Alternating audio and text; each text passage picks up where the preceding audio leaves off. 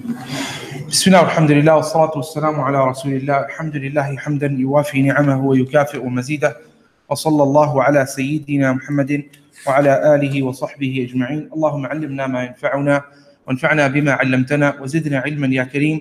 رب اشرح لي صدري ويسر لي أمري واحلل عقدة من لساني يفقهوا قولي. رب زدني علما رب زدني علما رب زدني علما. اللهم لا سهل إلا ما جعلته سهلا وأنت تجعل الحزن إذا شئت سهلا. Welcome everyone to the series on the Seerah of the Prophet sallallahu alaihi wasallam. We are approaching, insha'Allah ta'ala, the blessed month of Ramadan, bi'idhnillahi ta'ala. And for that, for this year, we've decided that we will be studying the Seerah of Rasulullah sallallahu alaihi wasallam. In the previous Ramadans, I'd been teaching some of the surah of the Quran, tafsir of the Quran. And in 2013, I believe, I also did a series of lessons on the Seerah of the Prophet ﷺ. Those lessons were a little bit different in that I took certain portraits from the Seerah of the Prophet ﷺ and focused all of the time on those specific lessons. This particular series, however, is such that we will be going through the complete life of the Prophet ﷺ. So this is you can call this a brief account of the life of the Prophet ﷺ for the purposes of this account. I will be looking at a number of different sources to study the Seerah of Rasulullah sallallahu alaihi wasallam, to record the account of the Seerah of the Prophet sallallahu alaihi wasallam.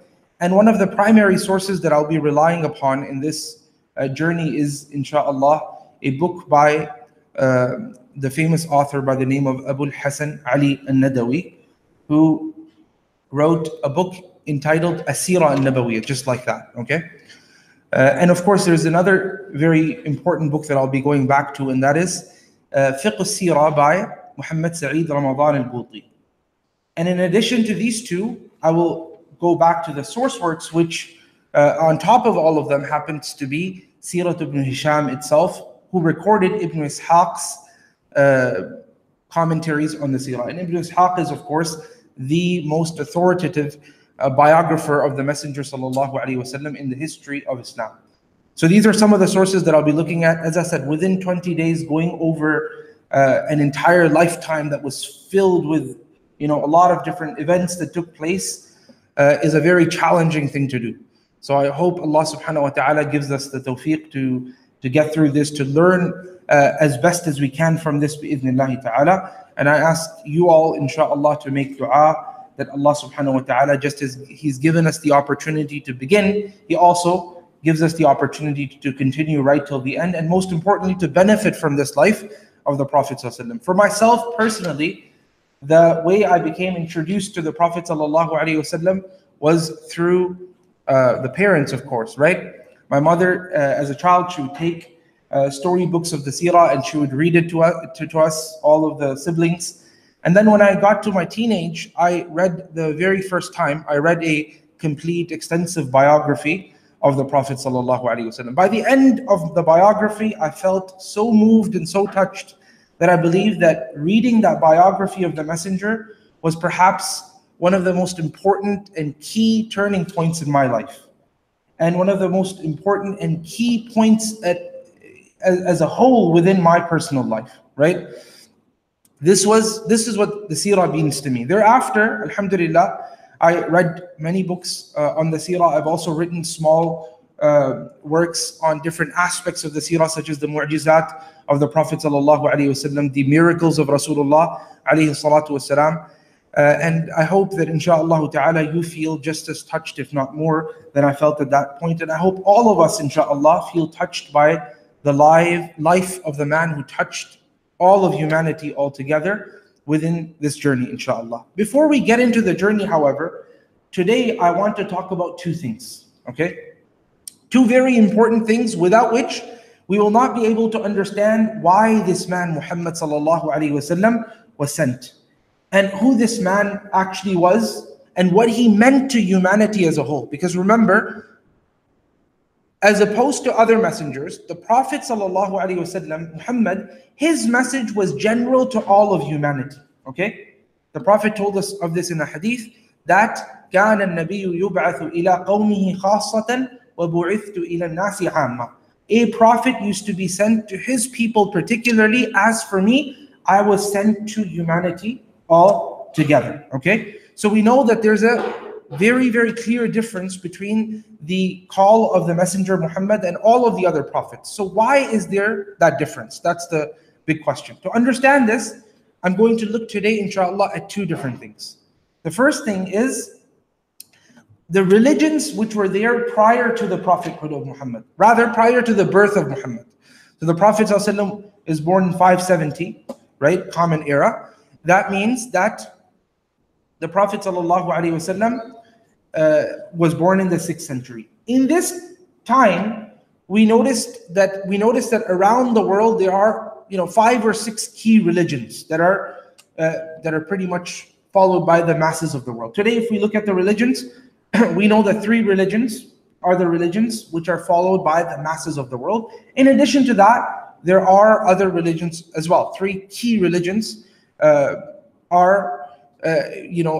for the largest majority of the world, right? Similarly, there was about 5 odd religions that accounted for the majority of the world. One of them being Judaism, okay? And I say Judaism because it's one of the earlier ones. However, the problem with Judaism during that time was, and it continues to be, was that Judaism became devoid of spirituality to some degree, okay? Spirituality decreased within them, and that's because they did sometimes, at some points in history, they actually corrupted the religion in many different ways. Now, how that corruption occurred and what happened and the different stages that it went through, that's a different subject altogether. But it's enough for us to know that corruption had occurred within the Torah, right? This is something that we know even through the Quran. So now all we had left of Judaism was basic rites and rituals of worship.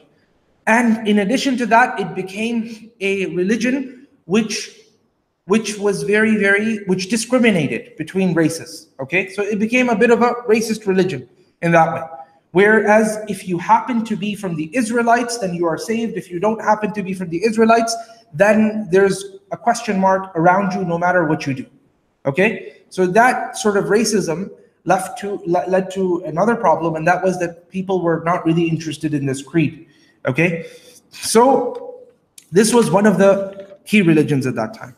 And in addition to this, Judaism slowly started to adopt different aspects of polytheism through their interactions over centuries with different people and people of different religion. This is something that, last point that I'm making, is something that even Jewish historians admit to. Okay, they will mention that it is true that in some way, shape, or another, Judaism had become affected by. It was affected by the neighboring religions, which a lot of which happen to be polytheist, pagan religions, right? So pagan religions. That's the first one. Then we have Christianity. Christianity went through 3 major problems over the 5 or 6 centuries that it existed prior to Islam, right? The first problem that it went through was distortions as well, like the previous one, okay? The second problem that it went through was misunderstandings, okay? Misunderstandings. Scholarship within Judaism was a lot more than it was within Christianity, especially within the earlier times.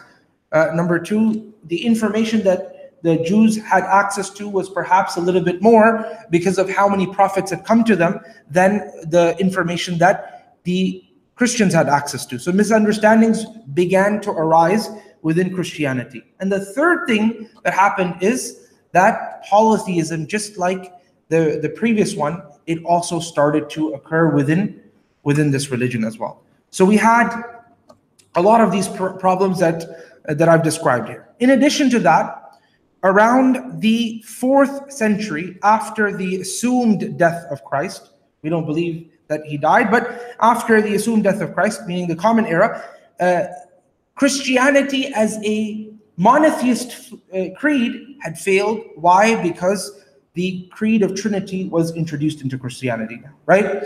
So now you had people believing that there is the Father, Son, and the Holy Ghost. Okay, so you had a major creedal problem, you had a major theological problem within this religion by this time. And in addition to that, we also find that in the 6th century itself, the same century within which the Prophet ﷺ was born, we find that there was wars taking place between the Christians of the Levant and the Christians of Egypt. Okay? Over what? Over how we should understand the existence of Jesus. What exactly is Jesus? Who is Jesus? Should we consider him God, not God?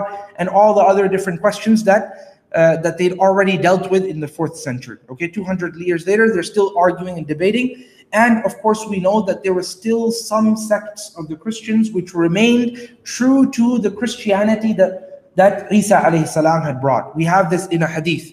The Prophet ﷺ told us that Allah Azza wa Jal looked at the creation, Inna Allah nadara ila al-khalq, and He despised all of them. فَمَقَتَهُمْ عَرَبَهُمْ وَعَجَبَهُمْ. He despised all of them except إِلَّا بَقَايَا مِنْ أَهْلِ الْكِتَابِ, except for a small portion of the people of the book.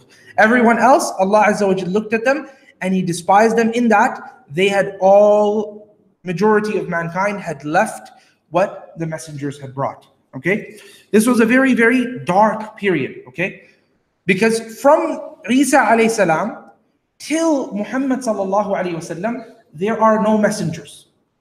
There are no messengers. There are no prophets. All of these years. Okay, there are some reports that a couple of prophets came right after Isa, 3 of them, but those reports are all weak.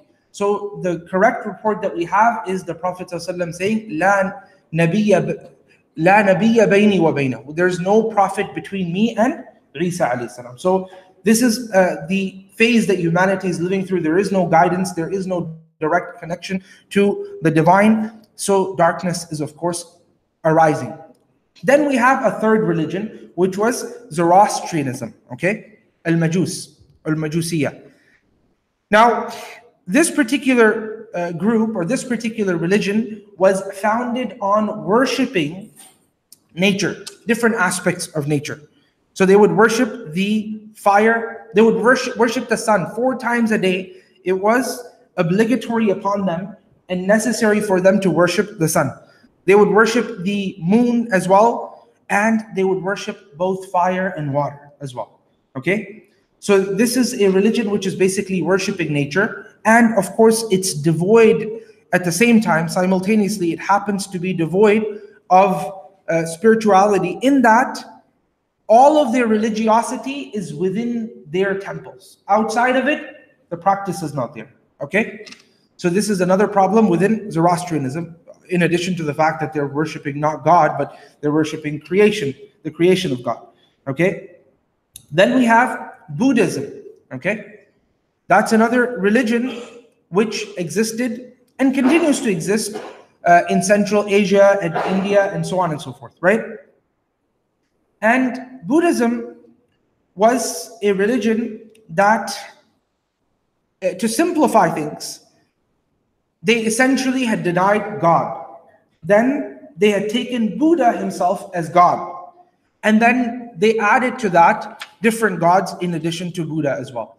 So as you can see, every single one of these religions are religions which have one aspect or another of shirk within them. Okay? And what do all of the messengers call to? The first thing that they call to is to correct the shirk that the people may have went into, to correct the polytheism that people may have went into. Then in addition to that, last but not least, we have the Hindus.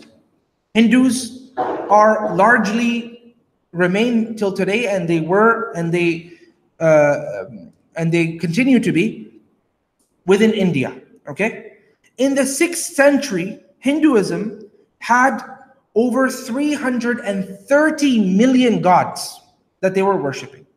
330 million gods, because of the fact that every single thing that would be amazing, that would cause amazement to them, every single thing that would cause fear to them, every single thing that would benefit them in any way would become for them an idol that they would worship other than Allah Rabbul Izzati wal Jalal. Okay? And this continues till today. So because of that, the compilation of all of these things that are amazing and that are surprising, that are helpful and beneficial and that are harmful, all of these things, of course, could become countless. So that's why by that time in the 6th century, the century in which the Prophet ﷺ was born, they were worshipping 330 million different idols, okay?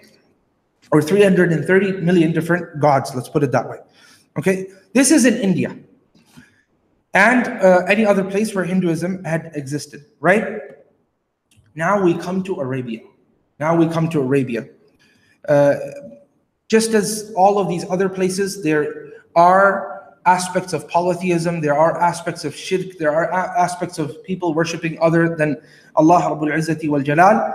Also in Arabia, there is that. But there's a distinction, and I'll speak about that bi'idhnillahi ta'ala very soon as well. Because one may say that all of these places, they have people who are worshipping other than Allah Azza wa Jal. Why Arabia of all places gets selected by Allah Azza wa Jal to send the Messenger Muhammad sallallahu alaihi wasallam. So I'll answer that inshallah ta'ala in a coming segment right now, today bi'idhnillahi ta'ala. Okay? Now, the Arabian society has remains of what I like to call the Abrahamic monotheism, okay? Al-Hanifiyya. The Abrahamic monotheism. And what that means is the idea of worshipping Allah Rabbul Izzati wal Jalal alone, that was introduced by all messengers, but Ibrahim alayhi salam really came to be known by this even more so than other messengers for reasons which we can mention at other time. But all messengers call to this, right? Worshipping Allah Azza wa Jal alone and not worshipping anyone other than Allah Azza wa Jal. So remains of this religion still remained within Arabia, what they call Al-Hanifiyya, okay? And of course, there was a few people when the Prophet ﷺ had been sent and when he was born, who were still worshipping based on whatever they knew of the Abrahamic faith, okay? One of them was a man by the name of Zayd ibn Amr ibn Nufayl. He was one of the only remaining people within Arabia that was worshipping still based on the Abrahamic creed and the Abrahamic theology and belief, right? And the Prophet ﷺ said about this man that on the day of judgment, he will be sent as an ummah all by himself, right?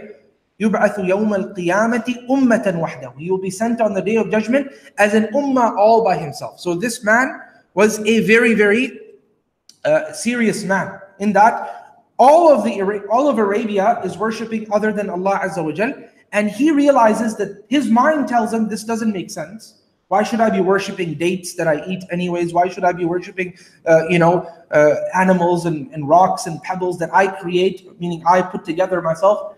I should be worshipping the one who created all these, and hence he decided to stick to the Ibrahimi creed, or the Abrahamic creed, right? Al-Hanifiyya, Al-Ibrahimiyya, right? So this was there, just the remains of it. However, Arabians generally knew about Ismail alayhi salam, and they generally knew about Ibrahim alayhi salam. Why? Because Quraysh, in reality, in essence, are descendants of Ismail alayhi salam, right? Because we know, and we'll talk a little bit more about this in a subsequent lesson, we know that Ismail alayhi salam came, Ibrahim alayhi salam brought Hajar and they settled down in where? In Mecca. And then the tribe of Jurhum, when they came, cutting the long story short, Ismail alayhi salam married into this tribe, and that's where the Arabians in Mecca came from, right? They're known as the Adnaniyun. And the Yemenis and wherever else they settled are known as the Qahtaniyun, right? So that's where they came from. They came from the progeny of Ismail alayhi salam. This means that Ismail was known to them. This means that Ibrahim alayhi salam was known to them. So much so that inside of the Kaaba, the Arabians of that time, who were not Muslim, they had placed a picture or a statue of Ibrahim and Ismail as they were drawing what they called al-azlam. Azlam are basically arrows that you put in a bag or a bucket or something. And one of them says, Amarani Rabbi. The other one says, Nahani Rabbi. And the third one is empty, okay? It's a way that they used to make decisions, early Arabians. One of them says, one of the arrows inside of this bag says, that my Lord has given me a command. The other one says, my Lord has told me not to do this. The other one says, nothing, is just empty. Okay? So if they may want to make a decision, they'll go to this bag and they'll draw these sticks, these arrows. If it says, Amarani Rabbi, my Lord has commanded me, then they'll go forth with whatever they were trying to do. Okay? And if it says, Nahani Rabbi, that my Lord has told me not to do this, then they will not do it. And if it doesn't say anything, if it's the third one, which is empty, then they will try it again. Okay, this is how they would make decisions. Now, of course, we have a better way of making decisions, which is known as istikhara, right? Which is known as istikhara. We literally invoke Allah Azza wa Jal, ask Him to help us make our decisions, right? This is how the Arabians would make decisions. Why am I saying this? Because inside of the Kaaba, Ibrahim and Ismail were placed by the Arabians as statues as they are drawing these arrows from the bag. So when the Prophet entered into the Kaaba, or right before he entered into the Kaaba, he said, "Qatalahumullah, may Allah go to war with them." By Allah, they knew that لَقَدْ عَلِمُوا مَا اسْتَقْسَمَا بِالْأَزْلَامِ قَبْلِ. By Allah, they knew that Ibrahim and Ismail had never drawn these arrows ever. They knew that, but they still made these statues. And then, of course, the knowledge of the fact that Ibrahim and Ismail didn't do such things. They didn't invoke arrows instead of Allah Azza wa Jal, right? That knowledge slowly within the next generation and the generation after, it decreased. And so people actually, some people, not everyone, started to think that this is how Ibrahim and Ismail were as well. So now we don't really have a clear understanding of the Abrahamic creed anymore in Arabia, except by a handful of people. Okay? Except by a handful of people. Because of this, slowly but surely, polytheism begins to spread within Arabia. So for instance, within the Kaaba, I gave you two statues that were there. They had placed 360 different statues within the Kaaba. And they started to worship anything that they could find and they could get their hands on. They would worship rocks. They would believe that angels happen to be gods as well. They would take jinns as gods. They would take stars as gods as well. And they would also believe the angels happen to be the daughters of Allah Rabbul Izzati wal Jalal. They believed that jinns are actually partners with Allah Azza wa Jal, and so they began to worship all of these different things. Okay? This is a little bit about the different religions that were there prior to the advent of Muhammad sallallahu alaihi wasallam. Now let's take a look at all of the different societies, major societies, prior to the birth of Rasulullah, or around the time, the same century in which the Prophet ﷺ was born. Okay? We have, first and foremost, we have the Eastern Roman Empire. Okay? The Eastern Roman Empire was an empire that was falling because of this, because of the fact that slowly but surely the emperors had increased the taxation on their society. Okay? One tax after another, so much so that the people could no longer bear it anymore. And Ibn Khaldun, who happens to be a very important sociologist, he concluded, Ibn Khaldun, by the way, he's a Muslim sociologist and he's one of the most important sociologists in the history of the science of sociology. Okay? And he says, around the 9th century, he says that increase in taxation is one of the signs that that society is not going to remain for very long. Because if there was economic strength within society, there would be no need for taxation. So this particular society, the Eastern Roman society, is now being taxed so much so that they wish for any other people to come and rule them, except the people who happen to be the emperors of that time. This is one of the problems here. In addition to that, we have another problem in this society, and that is there's a duality taking place within society. Okay? You have every single person within society talking about religion. Okay?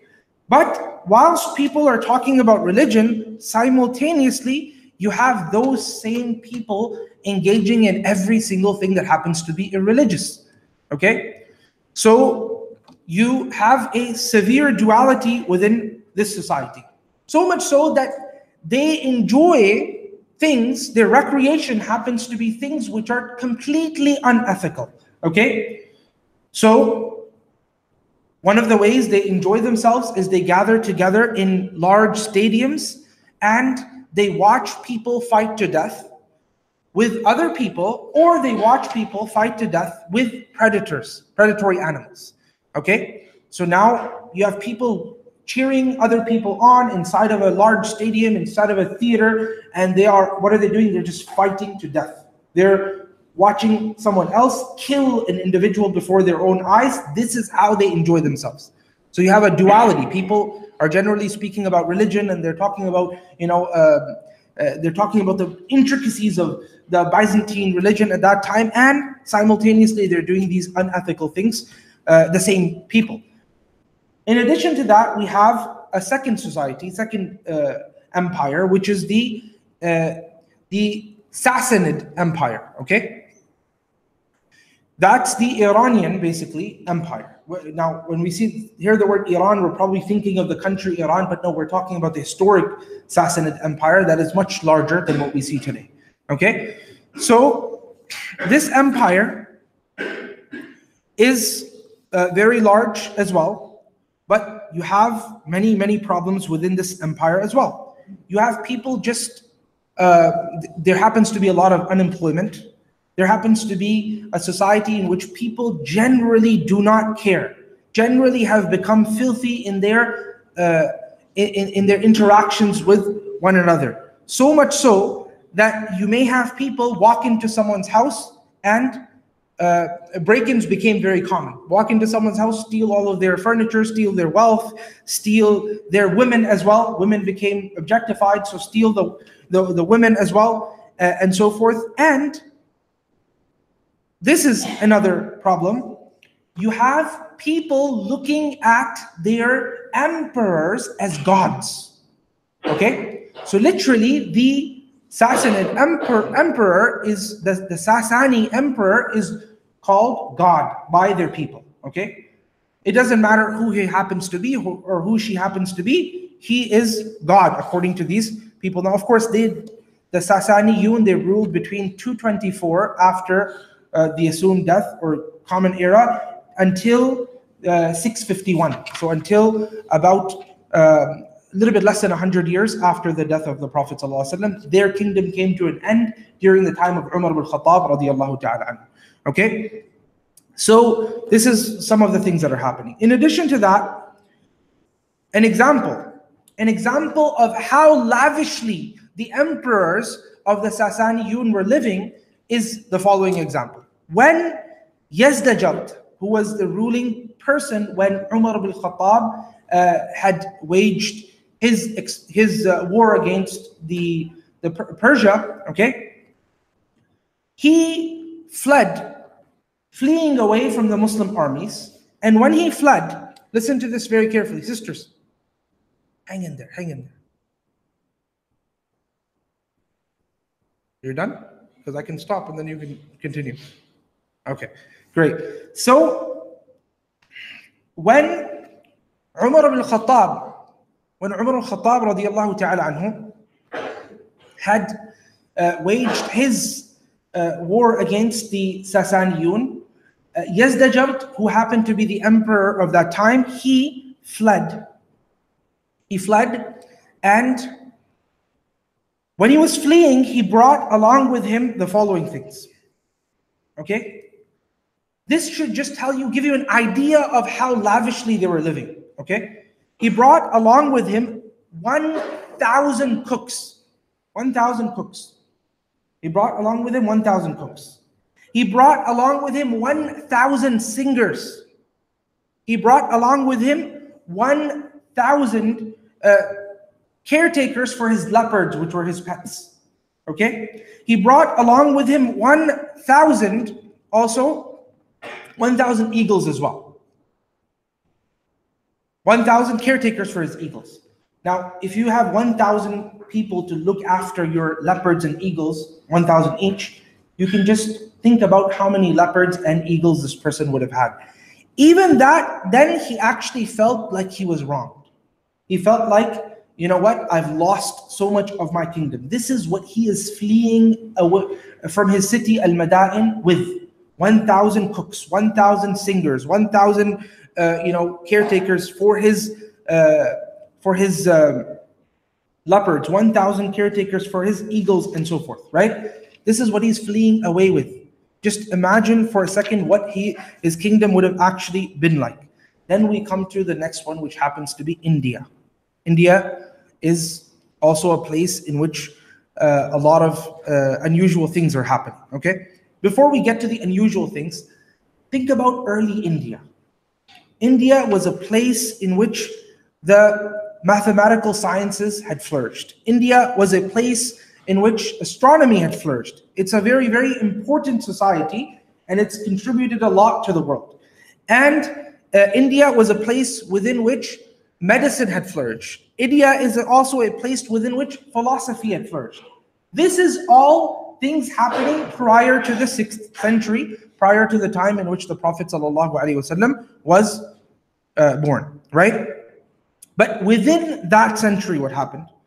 Within that century, historians are in agreement that this was the lowest point for India in the history of India, the 6th century. The lowest point from economy, the lowest point from every single angle, from their culture, from akhlaq, from manners, from adab, from every single angle. This happens to be the lowest point in the history of humanity, in the history of Indian recorded history, okay? So much so that within the temples in India, it's recorded that at this point, nudity was something that would take place not outside in public places, not behind closed doors, or in certain corridors, in certain places, in red light districts and so forth. We're talking about within the temples, you have all sorts of obscenities taking place, all sorts of fahish things happening, right? Within temples. And why? Because it also became part of the religious rites and rituals. Sexuality became part of religion as well. Now, okay? In addition to that, women had no value within the society. In this society, by the way, this seems to be a common thread within every society that we've discussed, the devaluation of women, and Islam brings value to women in the 7th century where no other society is giving value to women. Let me give you some examples of what's happening in India to women, okay? In India during the 6th century. You have a man who believes his woman is his property. He owns this woman. So when he gets into the 6th century casino, he includes his woman as one of the things that he'll be gambling on, okay? So you would have people gambling on their women and also their children as well. The woman, after her husband would die, did not have the opportunity, did not have the choice to get married again, okay? So much so that women felt so oppressed that they would go and burn themselves. This became a common practice in 6th century India, and it continued for quite some time within certain religions and certain sectors. Women would just burn themselves alive, and this was especially known to be a practice in the higher sector of the society, okay? So the higher you are, the more chances that the woman, once her husband dies, she'll just burn herself alive, and then those ashes will be disposed of, okay?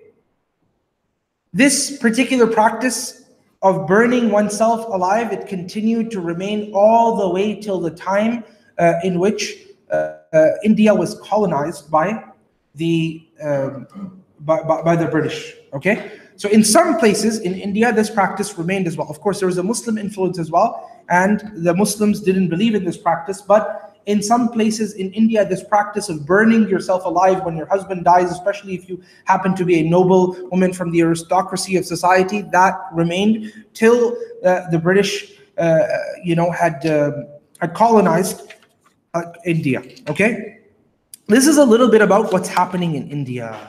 Okay,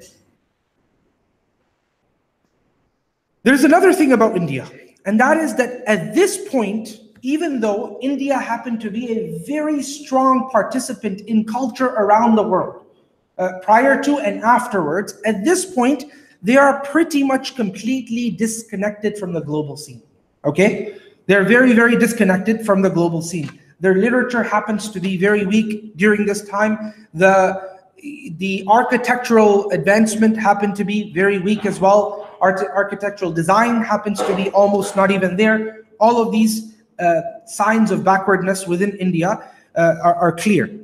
Europe. Now, when we come to Europe, we find a place in which ignorance and illiteracy is the mark of the society. Completely ignorant and completely illiterate. Bloodshed is a day-to-day matter within the society. We have people who don't have any care of hygiene, okay? People would smell really awful and they would look really awful, and this wouldn't be a problem because this is how people in Europe at that time would live. And you have a society which is not connected to any part of the world, and no other part of the world is connected to it from a civilization perspective. This society is still searching. Remember what we said about women? Backwardness in terms of the way women were treated. So this society is still discussing within their intellectual elites whether women are human beings or whether women are animals. They're still discussing whether women actually have souls or not. They're still discussing whether women have the right to own something, okay? They're still discussing whether women can actually transact, meaning buy and sell, and these are still questions that the intellectual elite of 6th century European society are discussing. So, by the way, before I move on from this point, it's very important to note over here, anything that you see in terms of the rights that Islam had provided for women during 6th and 7th century, if anyone points out something wrong with those rights, right, within the modern framework, then you have to remind them, this is what we were up against. We were given all of these rights at a time where people are still discussing in Europe whether women happen to have souls or not, whether women, are animals or they're human beings, and whether women can buy and sell, whether they can own, and all of these things. Okay, so you have to put things into perspective, and then things start to look better, and they look more understandable. Okay. Now we come to the fifth, and perhaps the most important society for the purposes of our lectures, inshallah. The fifth society happens to be the Arabian society. Okay, Arabian Peninsula itself. Arabian Peninsula, by the way, is no better. All of the evils that I'm telling you, all of them or many of them happen to be there within the Arabian society as well. If they were better, then the Prophet wouldn't have to be sent, right? But why Arabia of all other places? That's an answer I'll get to, inshallah, today, hopefully. Okay, so in this society, you have people who are involved with drugs. You have people who are involved with... You have people who are involved with drugs. You have people who are involved with alcohol. We have people who are just overall evil people. Bloodshed is also a mark of this society as well. Highway robberies, whatever highways meant within that time and that context, were also very, very common as well. You have also a problem with how women are treated within the Arabian 6th century society as well. Why? Because the Arabs believed women are objects at that time, okay? They believed that women are objects, so they are also inherited, they are bought, they're purchased, they're sold, and so on and so forth. They are foods which women are allowed to eat, And there are many foods which only women and men are allowed to eat, and there are other foods only men are allowed to eat, according to this Arabian society at that time. Okay? Men are allowed to get married to any women, and however many numbers, there's no numbers attached to it. All of these things are there within the Arabian society. Wars are so common that people do them as a hobby. Okay? If they can't find anyone to fight with, they'll fight with family members. And that's why an Arabian poet says, وَأَحْيَانًا عَلَى بَكْرٍ أَخِينَا. Sometimes we go and fight with Bakr, who happens to be our relative. إِذَا مَا لَمْ نَجِدْ إِلَّا أَخَانَا. When we find no one except for our brother to fight, we'll fight him. Because this is something we have to do. It's part of our culture. We need to go to wars, otherwise they feel restless. This is the Arabian society that we're dealing with. Alcohol became very, very prevalent. And by the way, I personally, in my reads of early Arabian literature, I noticed that some of the habits that are there within early Arabs, what I mean by early Arabs is prior to the advent of the message of Muhammad sallallahu alaihi wasallam, I find them also within thug life of today as well. Okay? So sometimes one can say that the evils, because it's shaitan that is trying to whisper to people to do evil things, right? So shaitan is there at that time and he's there at this time as well. So in some capacities, you'll find similar things, so much so, you'll find similar words as well, okay? I'll give you an example. Right now, when you have a person who is a drug dealer, what do they call this drug dealer? A lot of people, just as a short form, will simply say dealer, okay? Within certain circles, they'll just say he's a dealer. And what they mean by that is he's a drug dealer, right? And you're supposed to understand from the type of person you're speaking to, from the context that you're in and so forth. Arabians were no different, because they would use the word tajir to refer to someone who would sell alcohol, even though the word tajir simply means a merchant, okay? So they would use the word tijara as synonymous to sell it in some contexts, as synonymous to selling drugs. Just as some thugs today will use the word dealer as synonymous to dealing drugs or selling drugs, right? So that's one of the marks of this society as well, that alcoholic sales or alcohol sales are very high. People buy and sell this particular intoxicant a lot. And another thing that we see is riba. Riba is very prevalent within the society, okay? Usury is so prevalent that it's even, if you look at the type of usurious transactions that they had at that time, they are so severe that one cannot even imagine them even in our times, with the riba being as ribawi as we see it today, okay? So nowadays you have 2%, 3%, 7%, 10%, okay?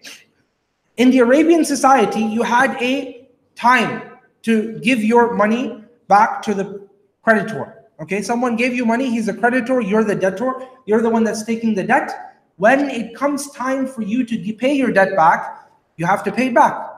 If you don't pay it back, what happens? Well, nowadays we have what, 5, 10, 15% maximum, something like that, right? They would double it up.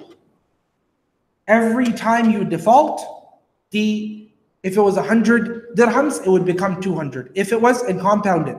If it became 200, the next time you default again, it would become 300 and so forth. So riba was just so severe that it would, of course, cause very, very severe economic harm to people that got themselves into loans as well. Okay, zina or fornication and adultery became quite prevalent as well, especially within certain sectors of society. We know that within early Arabian society, there happened to be slavery. Within slaves, zina was very prevalent. In fact, some slave masters would use their slaves as sex slaves, meaning they would take these slaves and they would sell them off to people for prostitution. Okay, so this was something that was quite prevalent within pre-Islamic Arabian society.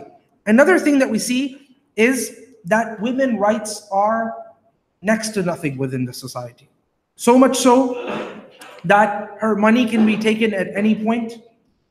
So much so that her rights, she can be stripped of all of her rights at any point, so much so that she would normally not get any of her inheritance, so much so that after she would go through a talaq or a divorce, the previous husband and the family members would force this woman not to remarry again, which is known as al-adl, and Allah subhanahu wa ta'ala forbade us from this in the Quran very explicitly.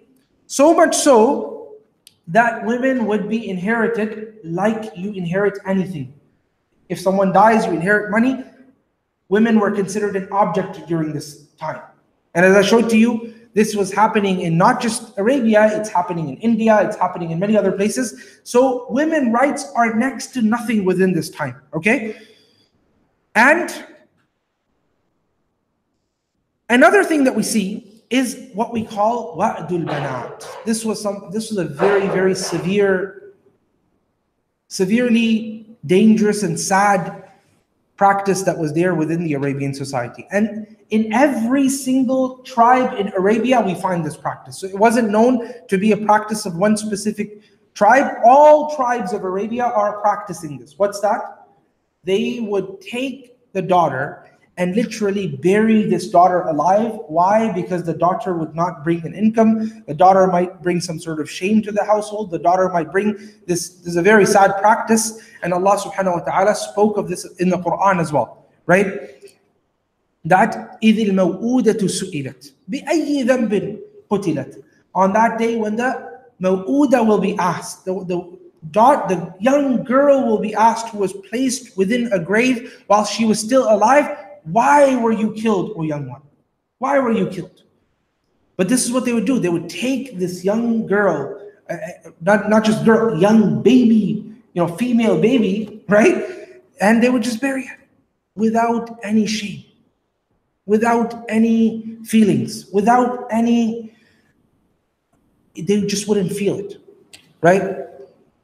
And we have some reports of some of the companions telling us that they actually did this before they accepted Islam. Now, of course, after Islam, they felt guilty for what they had done. But this was something that was a practice within that society. It was taking place in every single tribe, and it would be so ritualistic. Imagine this, that if the father was traveling and he was out on vacation or on business or something, they wouldn't bury the daughter until the father gets back, even if she's grown old. So now they would bury a child who is old enough to see what is happening to it. This is something that is recorded. But this is what was happening and of course it's in the Quran as well, that Allah subhanahu wa ta'ala says this maw'uda, this young girl that was buried alive, she will be asked, why were you killed? What happened to you? What did you do to deserve this particular form of death, right? Allahumma musta'an.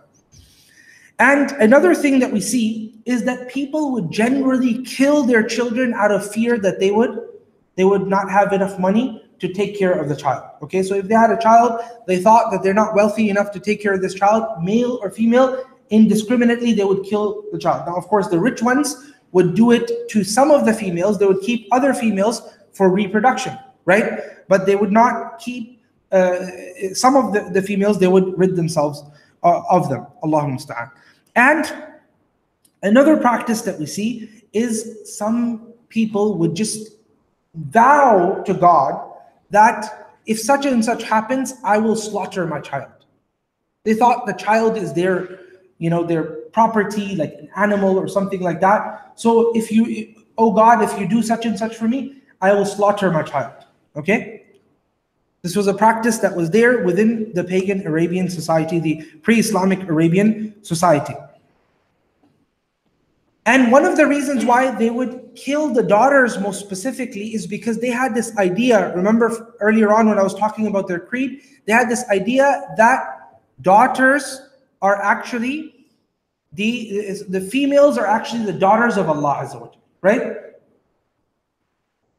Okay, the angels are the daughters of Allah Azza wa Jalla, right? So they would say, well then females should also go to Allah Azza wa Jal, so just give them back to Allah. That's how, this is the type of idea that some of them actually had. Allahumma musta'an. This is what's happening within this era. What we can say is that humanity at large is going through very, very severe darkness. Why did Allah Azza wa Jal pick Arabia of all places to give this message? Why not somewhere else? Okay? Why wasn't the Prophet ﷺ sent here in Malaysia? Why wasn't the Prophet ﷺ sent in Central Asia, in India, in other empires that I spoke of? Why wasn't the Prophet ﷺ sent in any of these other societies? We know that Allah sent prophets to all nations. وَإِن مِّنْ أُمَّةٍ إِلَّا خَلَا فِيهَا نَذِيرٌ. There is not a nation except that there was a prophet that was sent to them. This is something Allah says quite clearly in the Quran. Why wasn't Muhammad ﷺ sent to some other people, even though we noticed that at this time every people, every society needs guidance, right? Firstly, because of the fact that the sickness of shirk, of polytheism, was rather new within Arabia, okay? So there's still greater hope of stopping these people and, let's put it this way, nipping it in the bud, okay? It was still a rather new practice that was introduced in Arabia because, remember, they knew, based on their forefathers, the religion of Ibrahim alayhi salam, okay? They knew about that. So it was a rather new practice. Polytheism, paganism was new to this society, and because of this, there's still chances that this society will be easier to handle, and then the message can go out to other societies as well. Okay? The second thing is, and perhaps this is one of the most important things, wallahu a'lam, is that the pagan Arabian society, though they were in the pre-Islamic times, they were pagans, they were polytheists, though all those things are true, but they were a people of truth nonetheless, okay? They were a people of trust to some degree. They were a people of bravery to some degree as well. They were a people that were generally not hypocritical, okay? They were a people who were generally not hypocritical. And you will find that they fight complete wars because someone has touched them the wrong way in terms of their honor. So honor is something very, very important to this society, but they've lost track of how to deal with this honor, right? But honor is something really, really important to this society. It's a rather new nation, okay?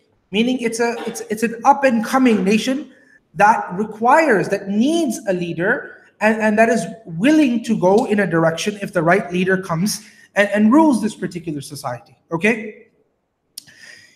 You have a society where, though, yes, there's no equality between men and women, though, yes, there is a lot of oppression that takes place, you still have the meaning of equality there to some degree. Not between the genders, but between people. How so? I'm going to give you an example which perhaps you can't even imagine in our times, okay? A man was approached by a man from Banu Tamim, a Tamimi man, was approached by one of the kings of Arabia, and he said to him that, I want this particular horse from you. He had a horse, he wanted to get this horse from him. The horse was named Scab. He wanted this horse. Now, this man loved his horse, so he looked at, who is he speaking to now? He's speaking to a king from the kings of Arabia, okay? He looked at this person and he said, you want this Scab? And he said to him, أَبَيْتَ اللَّعْنَةِ إِنَّ سَكَابَ عِلْقٌ نَفِيسٌ لَا تُعَارُ وَلَا تُبَاعُ مُفَدَّاتٌ مُكَرَّمَةٌ عَلَيْنَا يُجَاعُ لَهَا الْعِيَالُ وَلَا تُجَاعُ. That أَبَيْتَ اللَّعْنَ, this is a way that the Arabs would greet one another. Now you can see the frankness in this type of greeting, okay? In this way, normally if you today were to go and speak to a king or an emperor, you would likely be behind bars, okay? Likely you would be behind bars. Even though he didn't say something wrong, he was just frank in his conversation, okay? Now, unless you're dealing with a just king, then of course you wouldn't have this. But in Arabia, they didn't have, at this time, now maybe things may have changed, but I'm saying at this time in 6th century Arabia, they didn't have a very severe classism in this way. There was classism, but a very severe classism wasn't there. So this person is addressing a king. He says, Abayt al-la'n, which means, may you avoid doing something that causes you to have curse upon you. Is that a nice thing to say?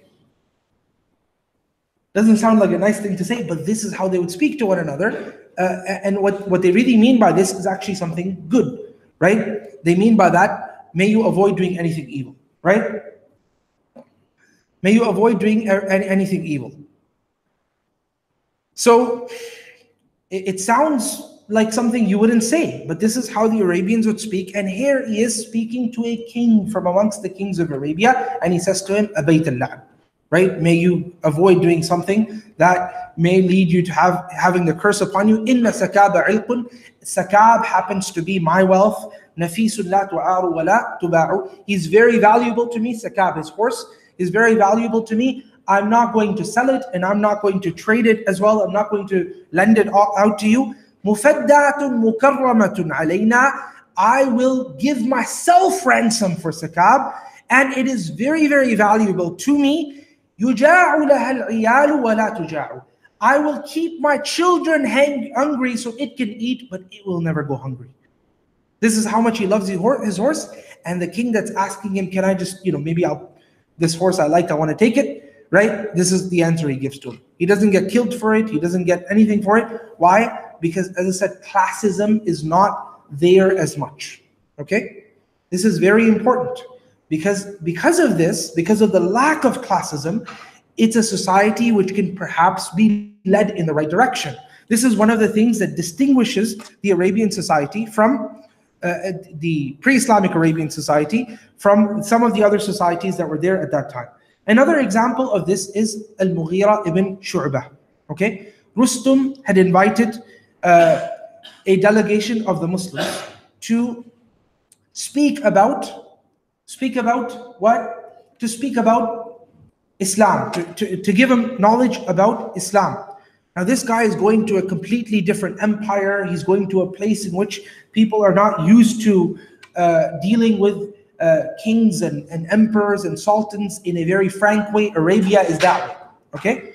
So he goes to a place where all of this is very different than Arabia, and he walks up to the emperor, and he sits on the chair right next to him.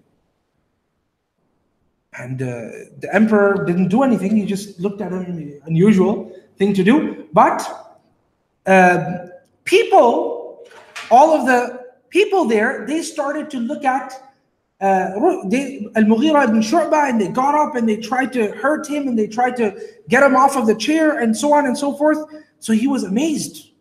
And he said to them, I used to get all of these stories about you and hear all of these stories about you, and I now know that there is not a nation which is more stupider than your nation. This is what he's saying. Okay? We in the Arab world, inna ma'shar al-Arab, us in Arabia, we happen to be equal. That's what he says. لا يستعبد بعضنا بعضا. Some of us don't make other people into slaves of those others as well. Except if that other person happens to be my enemy, then it is made into a slave. That's what Al-Mughira ibn Shu'bah is saying. Okay? Sahabi. And then he says, إِلَّا أَن يَكُونَ مُحَارِبًا. I thought that you used to treat people with the same type of mercy that we treat our people with as well. But you should have told me before I came here that all of this is in fact not true, and some of you happen to be gods for the others. That's what he said. Right? So you can see he's shocked at what he's seeing as well, because they're not used to, they're nomadic people, they're not used to all of these different rites and rituals and so on and so forth, right? They're not used to these things. So then he continues and he says that I didn't just come on my own accord. You are the one who invited me. So as a person who's been invited, I must also be treated as a guest as well, on top of that. So he's looking to get all of the rights of a guest in a society where they're thinking the emperor is in fact God, or something similar to that, and above question, and so on and so forth. So this made Arabia a very different place. Another thing that made Arabia a very different place, and this is perhaps what I'll leave you off with, inshallah, is the fact that in Arabia happened to be the Kaaba, the house of Allah Azza wa Jal, which was the first house of Allah Azza wa Jal, or the first place of worship, as Allah tells us in the Quran, إِنَّ أَوَّلَ بَيْتٍ وُضِعَ لِلنَّاسِ لَلَّذِي بِبَكَّةَ مُبَارَكًا وَهُدًى لِلْعَالَمِينَ. The first house that had been placed for people to worship in happens to be the one in Bakka, or Mecca. Bakka is the historic word for Mecca. And the word Bakka is actually also in the Bible as well. Okay? The word Bakka is also within the Bible as well. Bakka and Mecca basically are the same thing. Allah uses the word Bakka for Mecca in the Quran as well. So the first house that was placed for worship for mankind is the one that happens to be Bakka, Mubarakan wa hudan lil alamin. It is blessed and it is a guidance for all of mankind. Inshallah, we'll speak more about these different topics in our subsequent lectures. Bi-idhnillahi ta'ala. Today, as I said, what we were trying to do, and alhamdulillah, I think we have successfully done that, was two main things.